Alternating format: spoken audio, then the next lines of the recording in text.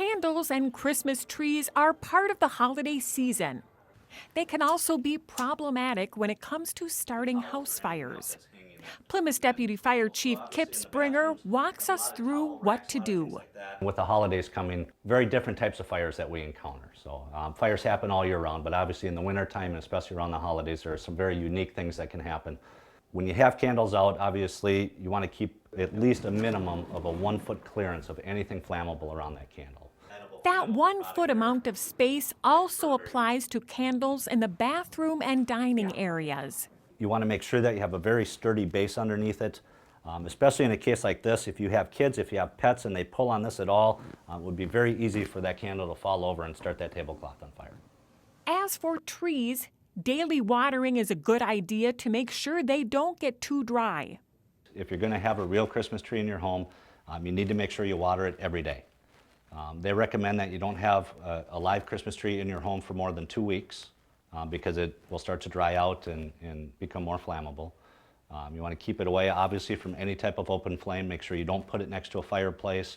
While sitting around a fire is an ideal way to spend a winter evening, a few simple steps there can ensure a safe one.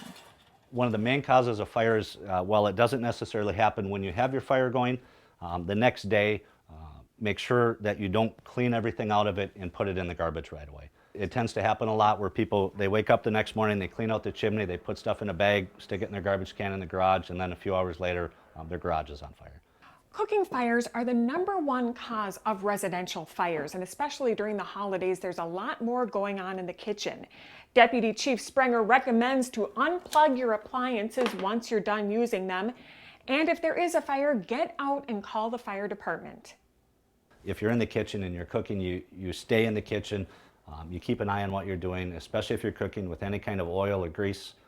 Those are fires that can happen very quickly and can spread rapidly.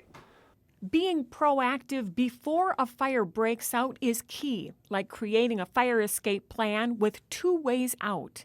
If for some reason you don't have a way out, if you're trapped in your bedroom and the fire's in the hallway and you can't get out that way, and you can't get out through your window, the big thing we're pushing for now is to try and put something outside of that window, whether it's a big bright blanket or if you have kids, if it's a stuffed animal, something that they can hang outside that window so that when the fire department shows up, they'll see something hanging out the window and they will know someone is in that room.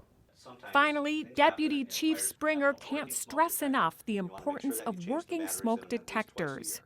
Check those smoke detectors every month. The best rule of thumb is to have a working smoke detector in every bedroom of your home and to also have one on every level of your home. And you want to make sure that you change the batteries in them at least twice a year. Typically when you change your clocks, ahead and behind is a good time to change the batteries in your smoke detector. For more information about this topic, call your city's fire department. In Plymouth, that number is 509-5120.